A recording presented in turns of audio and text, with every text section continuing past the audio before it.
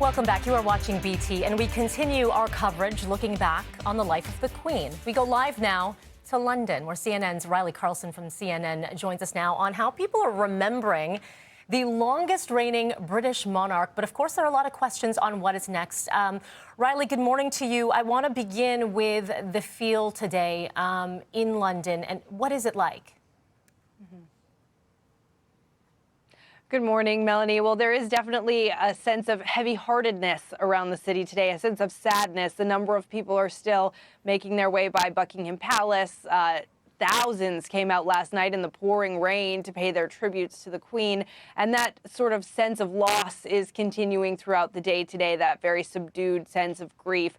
You know, it's interesting. She was a 96-year-old woman. People were well aware that eventually this day was going to come. But because she's been such a constant in this country for 7 decades, it still feels unbelievable that she's actually gone, that history here will continue on without her. There will be several days of mourning, and of course, many people are awaiting the details when it comes to her funeral. But today, let's talk about what's going to be happening. A royal gun salute, as well as many memorials. Can you speak to that? Of course, that royal gun salute will take place this afternoon at a couple of places around London. 96 rounds will be fired, of course, one for each year of the Queen's life. We're also expecting a televised address from the new king today, although the details of when that will take place are being ironed out at this point. St. Paul's Cathedral is holding a service of remembrance that is open to the public, so very lucky few will be able to attend that. So this is really the day that the sort of ceremonial and public events to celebrate the Queen's life get underway while we wait for details on that state funeral. And that period of mourning, as you mentioned, began this morning. The national mourning will continue until the state funeral, but it's likely that the royal family will undertake a period of mourning that will extend a bit beyond that, Melanie.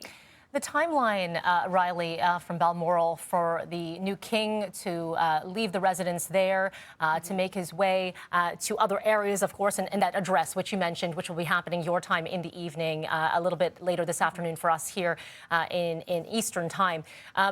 What is expected from that address?